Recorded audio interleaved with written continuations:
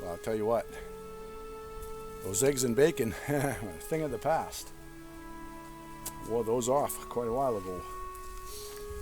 Still probably a mile and a half from the cabin. It's beautiful, beautiful day, beautiful air quality. Very nice. Really, really enjoying myself. I'm glad I took this little trip out here. It's only reinforced all the decisions I made in part 2 of this video. So this may be the last trip I make out here this year, but we'll be in full force next spring working on this place. It's been great. Been doing some exploring. Frankie's been enjoying it. He's tucked it out. Oh, I gotta go get some lunch, man. It's been a good time. Somebody said one time that Frankie never gets dirty. He's a mess. Look at him. Leaves tangled up into all his hair. He tuck it out. He's tucked it from the walk.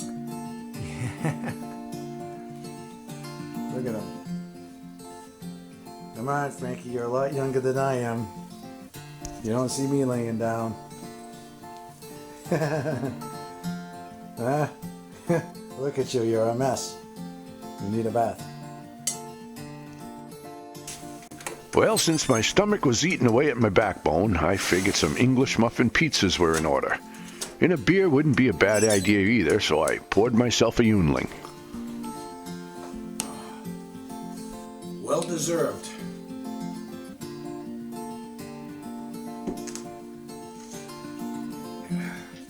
This old stove here, not sure of the vintage, maybe 20s or 30s possibly. It's got no electronics, and because of that, it's still in perfect working order. Today we computerize everything and program them to fail, and they do. I see no progression in today's so-called progress.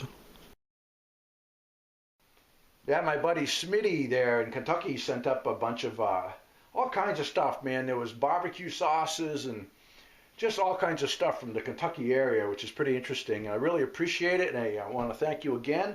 I want to thank everybody that sends up stuff. Actually, quite a few people have sent up things for the cabin. I just want to go ahead and show a couple of things that people have sent up, which is really cool. One thing is a framed print here. It's all signed by the artist. Some wood ducks, so that looks good in the cabin here.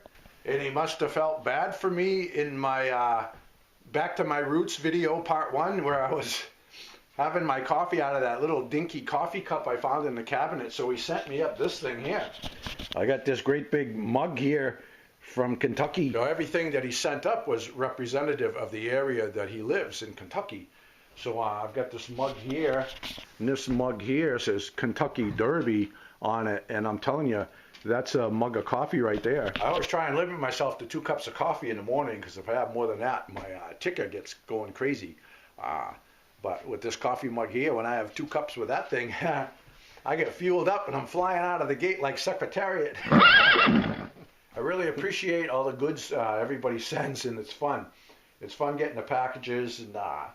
And while I was packing to come up here, a box arrived, and my friend from Montana sent up a box of beer. Yeah, that was pretty cool. And I want to show you, my friend Ben sent up this box of beer. We have summer honey. That was pretty tasty. And then these moose drools. Yeah, these are awesome. I like dark beer, you know. And this was really, really nice dark beer. Boy, I wish they sold that around here. That's some good stuff. Moose drool. yeah, moose drool, huh? Pretty good stuff. This is one of the toys sent up by my online friend Dave and his wife. I forget her name, unfortunately. He had sent up some really good coffee and a few things and a little toy for Frankie.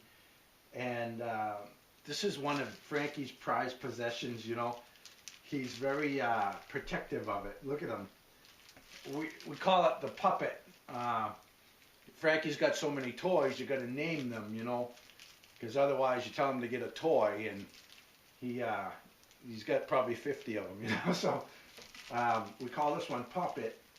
And when he first come out of the box, he went and grabbed it and hid behind the couch with it, protecting it.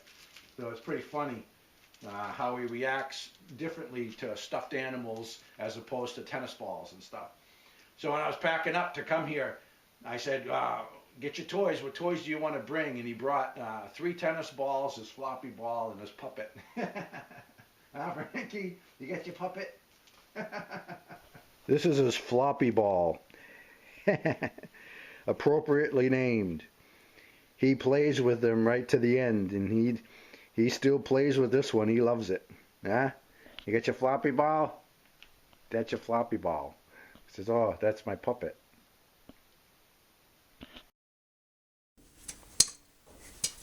No microwave needed in this camp. I made up a batch of popcorn the old-fashioned way. Olive oil and salt, and washed it all down with some moose drool. Frankie got into position, and we let the games begin. He can catch a frisbee at 60 miles an hour, but reaches a stumbling block when it comes to catching popcorn.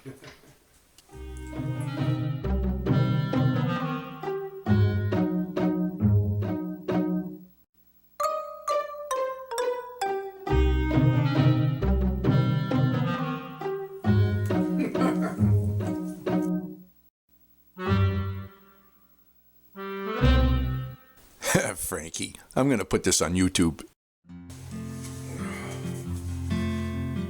Being there at my home base always makes me dreamy. So I kicked back with a stack of my old journals and took a trip down memory lane. It's always enjoyable to reflect upon those days in my first cabin. I was 18 when I started piecing that together and 21 when I moved into it. Oh, sure, I struggled to get by sometimes, but I struggled even more when I lived in the city and worked full-time. I remember when I wanted to make a flat place to set my picnic table down by the brook. I had no Kubota in those days, so I hacked away at that bank with a pick and shovel and moved all the dirt by hand. A strong back and a weak mind will get you into trouble, so they say. I left no stone unturned, and you can take that literally for that job.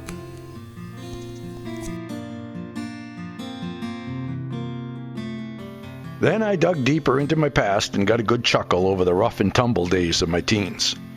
All that and bodybuilding and chasing girls around. Let's see, there was Sheila Du Bois, who kind of lived up to her name. And then there was Angel, who didn't. It's always funny to look back on things like that. Now, what is it about dogs that make us humans unable to live without them? They worm their way into our hearts and take a big piece of it with them when they go. I treasure my memories of each and every one of them, but that black lab was the best hunting companion that I've ever had. She traveled the world with me, and I even did a drawing of the two of us. And then came Frankie. He sure was a little flufferdoodle when he came home. When he started growing up, he couldn't decide whether to wear his ears up or down, so he sported one of each. He looked hilarious, all right, but not as funny as he did the day he tried on a set of Billy Bob teeth. Always good for a laugh, that boy.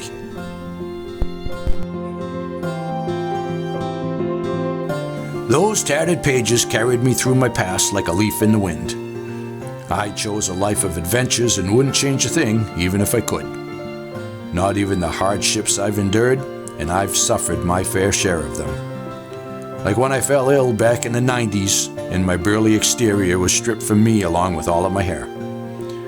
Then not long after that, the house I so proudly built burnt to the ground. I can cry over my losses, or be thankful for all of the things that I've had and for the time that I got to enjoy them. Those are your choices. Life is what you make of it. It's as simple as that. Thumbing through these old deer camp photos made me miss my dad. He really loved nature and certainly knew how to enjoy it. He lived life at a slower pace, and I guess that's where I learned it. Oh, how I miss hearing the stories of those air combat missions when he flew P-61s with the night fighters back in World War II. Those old warplanes all had girly girls painted on them, and his plane was the Hustlin' Hussy. I'm just glad she always brought him home safe and sound. I always got a good chuckle over his old Harley photos. I never knew that side of my dad, but sure would have liked to. He must have been a hot shit to hang out with. One of his favorite stories to tell was when he was tracking a deer down in the valley. He was hunting on snowshoes, which he had to remove when the deer crossed the brook. Then he'd cross after it, put the snowshoes back on, and proceed, only to find the deer cross back again, and they zigzagged like this all day with the deer laughing at him from the trail up ahead. He always wore red and black on his excursions, so I continue this tradition to this very day. Now I know you'll never wear this coat again, Pop, but I can pretend that you will. So I'll just hang it right here on the gun rack for you, just in case. We'll meet again someday, I suppose. And when we do, you can tell me about when you were hunting that deer on snowshoes. I'll be looking forward to it.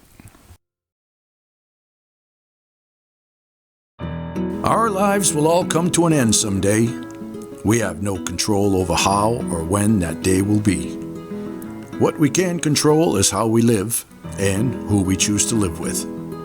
We hold the keys to our own destiny, and it's our decision whether or not to leave it in neutral or put it in drive. I'm pleased with the decisions I've made and the manner in which I've lived my life, but what pleases me the most is that I wrote it all down.